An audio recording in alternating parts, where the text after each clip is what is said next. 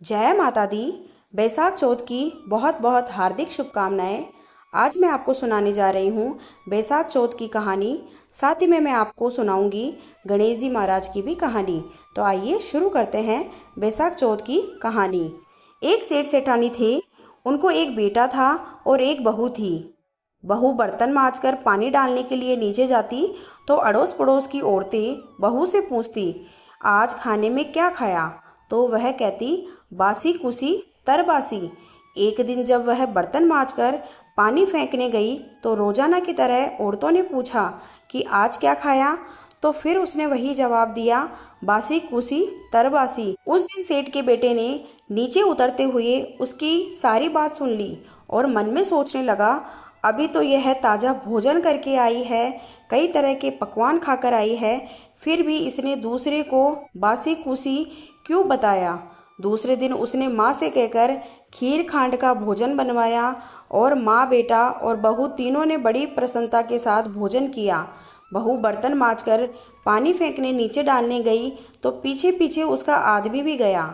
आज भी हमेशा की तरह औरतों ने पूछा, आज क्या खाया? तो उसने वही जवाब दिया, बासी कुसी तरबासी। उसके आदमी को बहुत गुस्सा आया और उसने बहू से पूछा, आज तो मेरे सामने खीर खांड का भोजन किया है, फिर भी यह बासी कुसी क्यों बता रही है? इसमें क्या रहस्य है? क्यों इधर बुराई कर रही है? इस बात को समझने के लिए वह रात का इंतजार करने लगा। और जब रात हुई तो उस लड़के की पत्नी कमरे में गई तो लड़के ने पूछा कि आज तूने मेरे सामने खीर खांड का भोजन किया है, फिर भी तू अड़ोस पड़ोस को बासी कुसी तरबासी क्यों बोल रही थी? क्यों हमारे घर की बुराइयां कर रही थी? तब बहू ने मुस्कुरा कर बोला, आपके दादा परदादाओं की कमाई है तो वह बासी कुसी हुई ना। यह सुनकर लड़का परदेश जाने की सोचने लगा और सुबह उठकर माँ से बोला कि माँ, मैं कमाने के लिए परदेश जाऊंगा। माँ ने कहा, अपने पास बहुत धन है, तुझे परदेश जाने की क्या आवश्यकता है? लेकिन बेटा नहीं माना। बेटा जिद पे अड़ गया कि नहीं माँ, मैं परदेश को कमाने के लिए जाऊंगा। फिर क्या था, माँ ने अपने बेटे की जिद मान ली और माँ ने परदेश जाने की अनुमति दे दी और लड़का कमाने के लिए परदेश चला गया। वहाँ उसे सेठ के यहाँ नौकरी मिल गई। कुछ ही समय में वह सारा कामकाज करने लग गया। सेठ अपना सारा कारोबार सौंपकर स्वयं तीर्थ यात्रा करने चला गया। और इधर सास ने अपनी बहू से कह रखा था कि अगर दिए बुझ जाए तो चूल्हे मत बुझाना और चूल्हे बुझ जाए तो दिए मत बुझाना। लेकिन एक दिन दोनों की अग्नि बुझ गई तो बहू पड़ोस में अग्नि लेने गई। उसने देखा कि वहाँ पड़ोस की औरतें किसी माता का पूजन कर रही है और यह देखकर उसने उन औरतों से पूछा कि आप कौन सी माता का पूजन कर रही है, इसका क्या फल है, मुझे भी बताओ। तो उनमें से एक औरत बोली, हम चौथ माता का व्रत और पूजन कर रही है, बिछड़ों का मिलन होता है, निपुत्र को पुत्र की प्राप्ति होती है। इस पर बहू ने कहा कि मेरे भी पति परदेश गए काफ़ी समय हो गया है, तो मैं भी चौथ माता का व्रत करना चाहती हूँ, लेकिन मुझे मेरी सास घर से बाहर नहीं आने देती, तब मुझे कैसे पता लगेगा कि चौथ कब है? इस पर औरतों ने कहा कि तुम रोजाना एक डिबिया में गेहूं का दाना रखती जाना, जिस दिन 30 दाने पूरे हो जाए उस दिन व्रत रखकर शाम को चौथ माता की पूजा करके चंद्रमा को अर्घ देकर फिर खाना खा लेना। साहूकार की बहू कहे अनुसार व्रत करने लगी। व्रत करते करते काफी समय बीत गया तो चौथ माता ने सोचा कि यदि इसकी नहीं सुनी तो अपने को कोई नहीं पूजेगा। तब चौथ माता ने साहूकार के बेटे को सपने में जाकर कहा कि साहूकार का बेटा सो रहा है या जाग रहा है। उसने कहा, ना सो रहा हूँ ना जाग रहा हूँ, चिंता में पड़ा हूँ। इस पर चौथ माता ने कहा कि अब चिंता छोड़ दे और तेरे घर जाकर सब सुध ले। उसने कहा कि मैं कैसे जाऊँ, मेरा कारोबार बहुत फैला हुआ है। तब चौथ माता बोली, सुबह उठकर नहा धोकर दुकान जाकर चौथ विंदाई जी का नाम लेकर घी का दीपक जलाना, तेरा सारा काम सुलझ जाएगा। सुबह उसने वैसा ही किया। देखते ही देखते सारा हिसाब किताब हो गया और उसने घर जाने की तैयारी कर ली। घर को रवाना हुआ तो रास्ते में एक सांप जा रहा था। उसने सांप को देखकर उसको सिसकार दिया। सांप ने गुस्से में आकर कहा कि मैं तो अपनी 100 साल की उम्र पूरी करके मुक्ति पाने जा रहा था, तूने बाधा डाल दी, अब मैं तुझे डसूंगा। इस पर साहूकार के बेटे ने कहा कि मैं 12 साल से मेरी माँ और पत्नी से मिलने जा रहा हूँ, उनसे मिलने के बाद डस लेना। तब सांप बोला कि तू घर जाकर पलंग पर सो जाएगा। तब उसने कहा कि मैं अपनी औरत की चोटी नीचे लटका दूंगा, उस पर चढ़कर आ जाना। घर पहुंचा तो वह उदास था।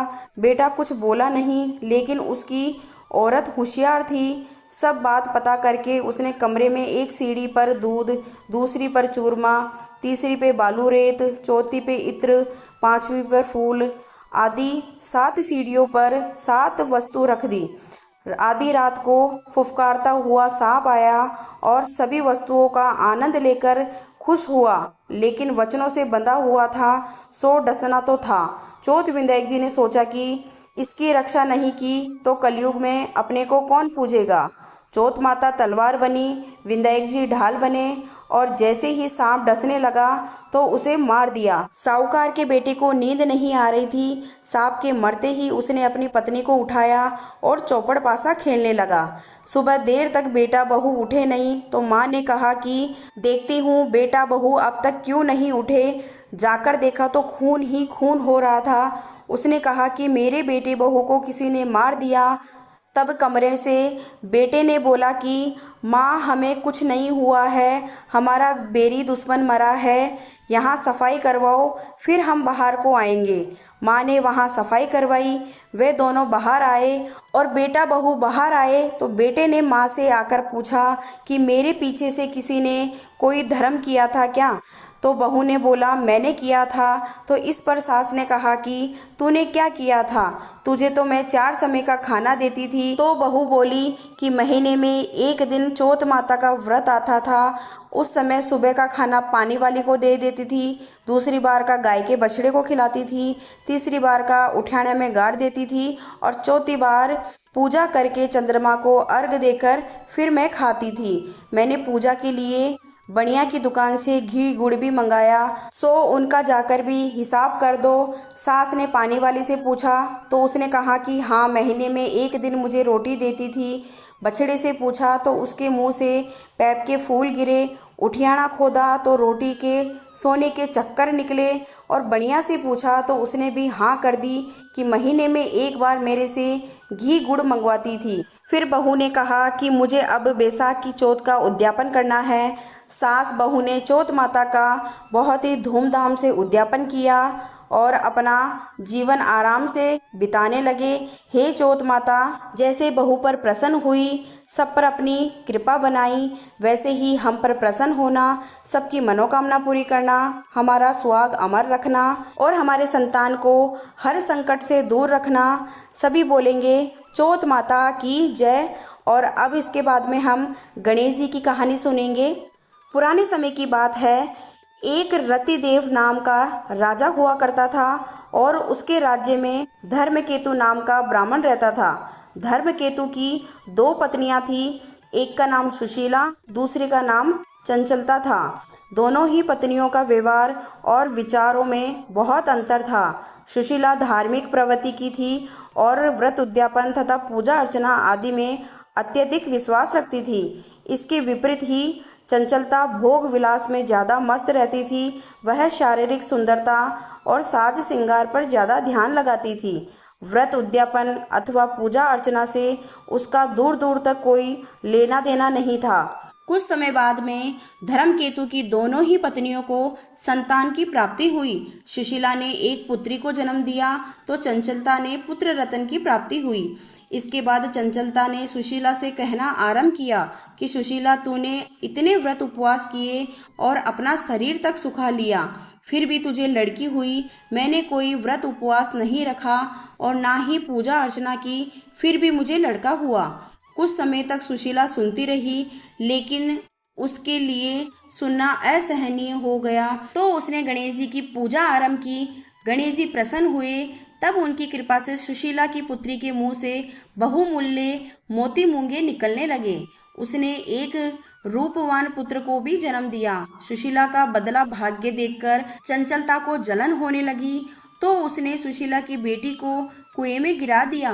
लेकिन सुशीला पर गणेश जी की कृपा थी, इसलिए उसकी बेटी का बाल भी बांका नहीं हुआ। हे गणेश जी महाराज, जैसे आपने सुशीला की बेटी की रक्षा की, वैसे ही सभी बच्चों की रक्षा करना, अपना आशीर्वाद हम पर सब पर बनाए रखना। बोलो गणेश जी महाराज की जय, चौथ माता की जय। जय श्री कृष्णा। राधे राधे मेरे प्यारे भक्तों।